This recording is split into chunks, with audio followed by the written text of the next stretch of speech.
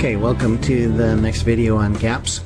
So what we're going to do here is look at some intraday charts. Most of the charts I've been showing you have been on daily charts, which is what I primarily use for my swing trading, and that's mostly because I day trade. So I don't want to be watching my day trades and my swing trades at the same time. So by using a daily chart, I don't have to look at my swing trades other than before the market opens and after the market closes, and I can just concentrate on my day trading. But also it's great because for those people who can't look at the markets during the day, which is a lot of people, let's face it. A lot of people have jobs during the day, imagine that, and so they still want to trade the markets, but they can't be looking at charts and having to make trading decisions during business hours. So daily charts are really the best way for them to go because they don't have to really make any considerations. They can put in their buy stops, their sell stops, their limit orders, all that stuff after the market closes, and it works out great. But on the other hand, there are some people who like to swing trade with longer term intraday charts. So showed some of that on the last video, and I'm going to show some more of it on this video, and we'll do a little bit of that as well. So people who trade both ways can see some examples. However, let's talk about these longer term intraday charts right now, and a couple of considerations, and then we'll get into the gaps. So as mentioned early on, I don't use the volume histogram on my day trading, and the reason for that is that it just forms a saucer pattern. Well, even on these longer term intraday charts, this is an S&P E-mini chart, 30-minute chart, and even here, even though it's a longer term chart, you can still see, you know, that's still what you're going to get every single day is this saucer pattern. Day after day after day. I mean, that's it. So how is that really helping you? It's really not helping you too much because that's just the pattern you're going to get. So it's not really all that beneficial. So you can put OBV, unbalanced volume, on here, and yeah, that might help you a little bit more, but even there it is influenced by these cup or these saucer type patterns. Now the OBV is not going to produce these kind of saucer patterns. Whoops. So it will form little different patterns for you, which can be more helpful than just the pure volume histograms. But it's still influenced by the fact that you're getting more volume at the beginning of the day. Why is this not writing? There we go. At the beginning of the day, at the end of the day, and the middle of the day is low volume. So that is still influencing OBV, and therefore, again, it's not going to be providing you as accurate symbols or signals as it would on a daily, weekly, and monthly chart. Okay, so just wanted to point that out, just to be very, very clear on that. Okay, but gaps on these longer-term intraday charts, these are really good and something that you should be aware of. So for example, here we're above the 50 MA. Okay, gosh, there we go. We're above the 50 MA, and now we gap down. So there's your breakaway gap, and something here to be aware of.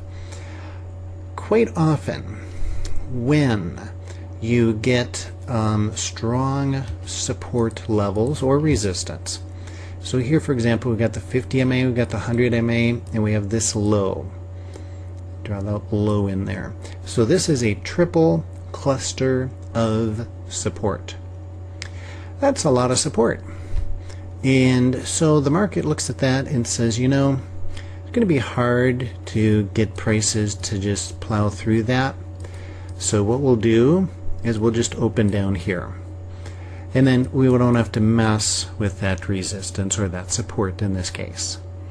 So that is one of the reasons that you get gaps, is that the people, the market makers, the specialists, etc., they're the ones whose job really it is to make a fair market. And you know, they just sometimes say, we don't want to deal with this, and so let's get through there without having to deal with the hassle of support. And some of the powers that be, whether they be big traders or whoever they happen to be, say, we're just gonna start the market down here. Now we don't have to deal with that. So that's a breakaway gap. Now we get a nice little spike here of volume on a candlestick reversal bar, and again that does mark the cycle low. We go back up, we get our retrace in a trend. That's actually a pretty nice little trade right there. We come back down, make a lower low. Now we come up pretty hard. Look at this, boom. The volume starts coming up a little earlier this day than usual. And this comes up very hard, but then the next day we boom, just gap right down. And again, it's just, you know, normally, by the way, of course, a lot of these gaps are caused on some type of news or rumors. So this really is another big gap. Now notice, when you get gaps, quite often you will get some pretty big volume bars. And so it makes it's a little bit of a lower low, I guess. We do not consider that another wave low. That doesn't happen until over here. The market actually ends up consolidating for the rest of the day. This whole day really ends up being consolidation. And the next day it consolidates too, but then you get this cycle high, and boom, then we put in our new low. Then look, market gaps up the next day, comes back down, closes this gap, and I want to show you what happens from here. Away we go. So what I want to point out here is a couple of things. Breakaway gaps are usually fairly reliable to give you a good indication of the direction of the market for the next little while. It's a little longer term. I don't consider a breakaway gap just worth a half cycle. It quite often will start a new trend. And so when I see breakaway gaps like this, I'm thinking, okay, we could be starting a new 5-wave pattern. So a breakaway gap I consider a longer term indicator, and it's not like our volume is just worth basically a cycle, a half cycle. Breakaway gaps, no. We're considering that a breakaway gap may very well be starting a new long-term signal for a 5-wave pattern. Okay, so we love breakaway gaps. We watch for those for that very reason. Then the question, of course, is where do you get in on them? And you don't, you know, I'm not going to buy, or in this case short. I'm not going to short right here just because we get a gap. I'm going to wait for a retrace. I'm going to wait for a regular signal to get in. The breakaway gaps are the ones that are least likely to fill. You know, everybody, the common wisdom, the thing that every amateur believes about gaps is that you trade the fill of the gap. Well, it depends. This is what's so important to understand where you are in the structure, where the gap occurs in the structure of the chart. if it occurs early in a brand new trend, yeah, it may fill, but it may not fill for what? 1, 2, 3, 4, 5 days. Took 5 days, took a week for this gap to finally fill. So, you know, if you're buying, just because you get this gap on an intraday basis, if you're buying that, you're going to be woefully disappointed.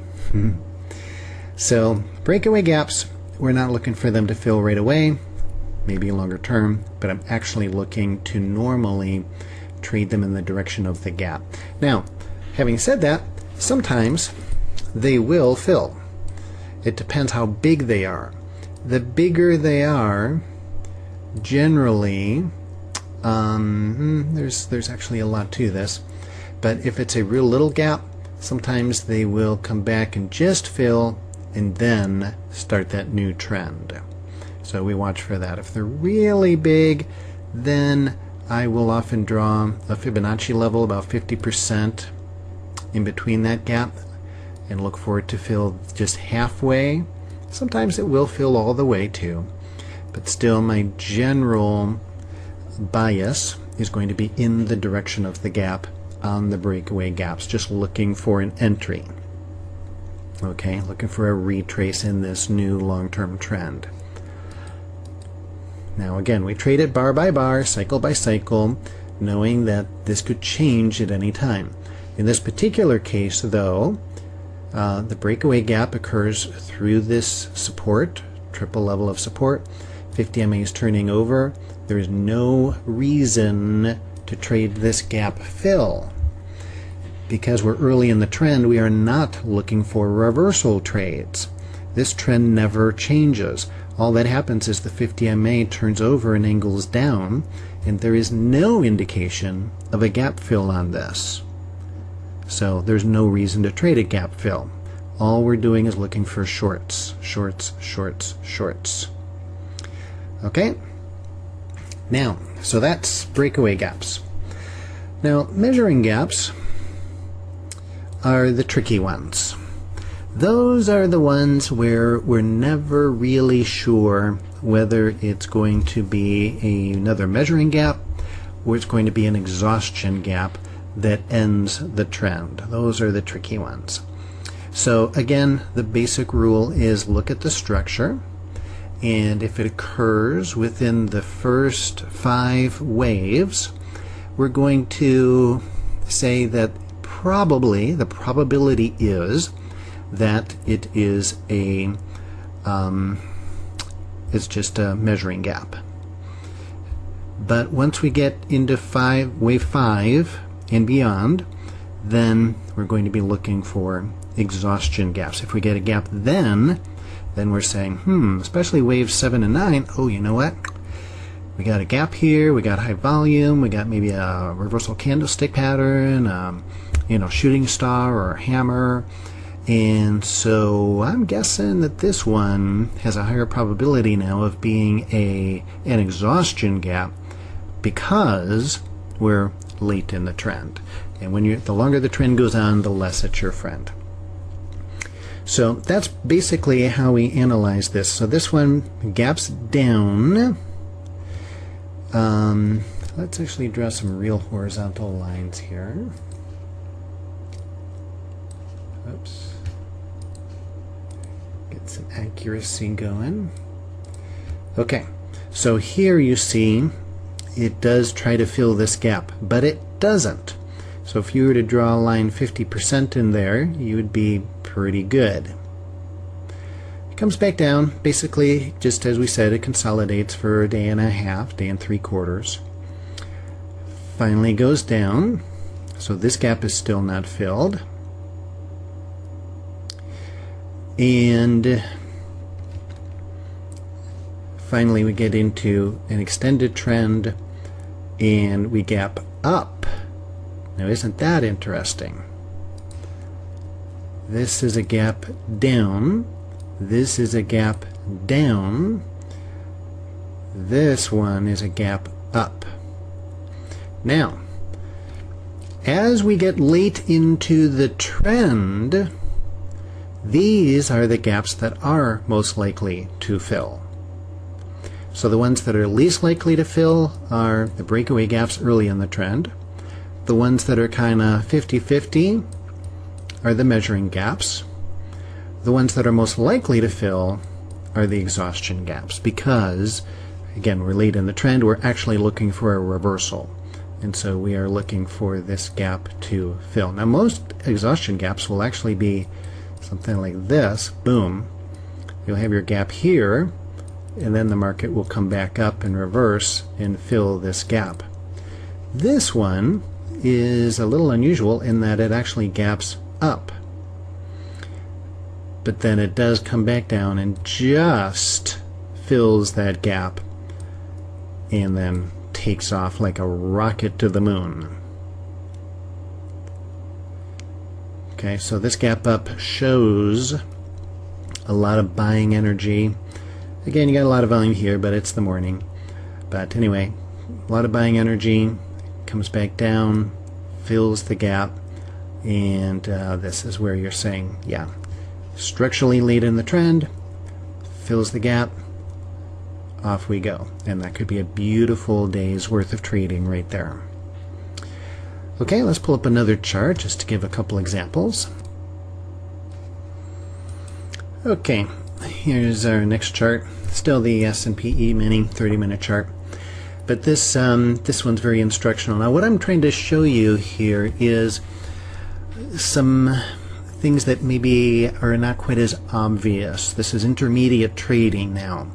So the breakaway gap, the exhaustion gap, you know, these things are all pretty standard. I mean, the information's available on the internet. What I'm trying to teach you now are some more nuances, things that don't, again, fit the textbook examples, to help you think in real life situations here. Because really the markets rarely work according to textbook stuff. So here we cross above the 50 MA. Okay, boom, we're making a nice strong move up. Hard retrace back down. Next day we gap up. Okay, what type of gap is this? This is a measuring gap. So I consider it a measuring gap because a breakaway gap would occur before the trend starts. This trend has already started. This is working on the first retrace on the trend here. It does not break up here above this high. But here's an example of where don't assume that you have to have a breakaway gap, a measuring gap, and an exhaustion gap in every trend. You don't. Some trends have no gaps. Some might have a measuring gap, but no breakaway gap. Some may not have any exhaustion gap. So they don't always travel together. Okay. Okay, but once we get into a trend, then I start calling these measuring gaps. So I get a little measuring gap, and then it does fill that gap. Again, these gaps, you know, they're more likely to fill than a breakaway gap is. And then we go up and up and up. Okay, another measuring gap. Goes up, makes up a new higher high. Boom, another cycle low. Now, again, we get the gap to the, well, the other one we were looking at a downtrend. This time we get a gap from the high down to the low. So this is a type of exhaustion gap, but this is a type of exhaustion gap that you don't see in the books. At least I don't see it. Normally in the books they have the kind of gap that I was describing before. An exhaustion gap would be like this, and then the market comes down. And that is an exhaustion gap still. But other times it will go up, up, up, up, and then boom, and the gap occurs on the way down. I still consider that an exhaustion gap. Okay, so this fills. Boom, the low of that bar just barely touches there. So this gap fills, and again, that's a beautiful short And this thing actually does end up reversing quite dramatically.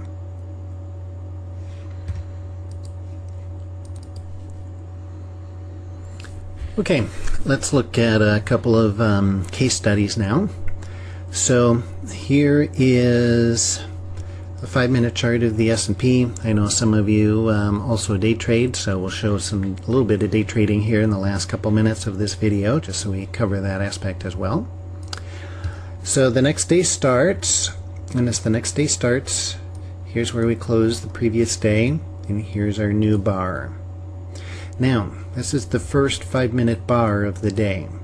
By the way, when I'm using any interval of minute charts, like this 5-minute chart, I do not use pre-market or post-market data, and that's so that I can see the gaps. That's specifically so I can see the gaps. When I use tick charts, I use 24/7 data. I don't trade gaps on tick charts at all. Okay, question. This is your quiz. Which way do we expect this market to move? Is it highly probable for this market to close this gap and continue down? Or do we expect this market to go up? That's your quiz. And I'll give you about 3 seconds to consider it. You would have, in real life, you'd have about 5 minutes to consider it. But we're not going to give you that much time. Since these are 5-minute bars. But if you want to take 5 minutes, feel free. Pause the video. But we're going to keep rolling here. Okay, let me give you the answer. The answer is, it depends. And I've already given you the answer in this video. What does it depend on? What it depends on is the big picture structure. We've got to look at the structure of where that gap occurs in order to know what we would expect. So obviously you can see now what happens is the market goes up. But why would we expect that maybe it would go up from there? Because this gap occurs after an extended trend. So this is a long trend. We had boom, gap up, big energy. It could still come back and fill. You know, sometimes it does do that. But whether it does that or not, we would be considering this most likely an exhaustion gap, and that the little longer term picture, whether short term it fills or not, would be it's going to go up. So we would be looking for longs this day primarily. Okay, let's look at one more example. Okay, here's another example on the 5-minute S&P. Okay, so the day opens, we get a gap down. Here's our first 5-minute bar of the day. Now, question is the same thing. What do we expect from here? Do we expect this market to go up or to go down? So feel free to pause the video, give yourself no more than 5 minutes, because that's all you'd have in the real trading world, and take a wild guess. Okay, now we're going to give you the answer. Market goes down, way downtown. Okay, and why would we expect that? Why is that the probability? Because it is a breakaway gap. 50 MA, all the moving averages are clustered together here. 50 MA is even angling up a little bit.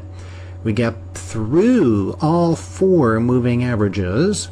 Again, the market decides it doesn't want to deal with that huge cluster of support. So it just goes down through here. That's a breakaway gap. Breakaway gaps are the least likely to fill, and they often will start a new long-term trend. Okay, let's give you one more example, and then we'll call it a day. Okay, this one may look similar to the last one, but it's actually a little different. So again, quiz time. This time we are not gapping through all the moving averages. The 50 MA is actually above price. So we're just gapping through the 100 and the 200. And here's where you open the next morning. What would you expect? Market go up, market go down. Are we going to fill this gap soon, or do we expect a prolonged downtrend from here? Okay, pause the video, give yourself 5 minutes if you need it, and answer the question. Okay, if you're ready, here it comes. Let's squeeze this video up a little bit, see what happens. Huh, look at that. Okay, let's draw our line on there for the gap close, which happens actually about right there. So now this is a very interesting one because this is a breakaway gap. It's the initial gap as the 50 MA is turning over, which normally we would expect would start a new downtrend. And yet what happens is it kind of tries, it fails, doesn't even put in one lower low, comes back up, and actually the market reverses and we go into a bit of an uptrend and we close this gap the same day. So how do we explain this? We explain it very simply. That is a breakaway gap. We would expect that the market will continue to the downside, but it's just a probability. And a lot of these probabilities, by the way, are not really huge probabilities. I would even say most of the probabilities that we trade in the market are slight probabilities. You have a slight edge. So therefore, again, back to our previous discussion in another video, do not get caught into the trap of thinking that these things are certain or even close to being certain. They're not. They're not even close to being certain. So just because you've got a slight edge one way or another, realize that that edge is very slight and it can go away on a whisper. And so therefore don't take any of this too seriously, and you always trade bar by bar and you look for things to change. Always look for things to be changing. Trade bar by bar, cycle by cycle, and that's the only answer to this, because that is a breakaway gap. It's a big gap, and normally we would expect that that might be starting a new trend down, and it did not. Okay, so again, that's what's important about trading, is understanding that none of this stuff's to be taken too seriously. None of it's really all that reliable. It's about money management, it's about discipline, and it's about being flexible. You know, I'll just close with this. Darwin's theory of evolution, whatever you think of evolution, most people think it was about survival of the fittest. That is not what he taught. What he taught, which was so revolutionary, was survival of the adaptable. He said that the biological systems that could adapt to changing environments were the ones that survived the longest. And that is very, very applicable to trading. In trading, if you get too entrenched in any idea, any concept, or any thought of what the market should be doing, you're dead in the water. The traders who are successful are the ones who are continually flexible, continually adapting to market conditions. It doesn't mean you're changing your rules. That's not what I mean by that. It just means you're watching the market. Your expectations of what the market is going to do are fluid. You stick to your rules, but your expectations are very fluid. And you continually watch for any change of energy that will demonstrate that things are changing from what they were when you first looked at the market, 5 minutes ago, a half hour ago, an hour ago, whatever. Okay, that's it for this video.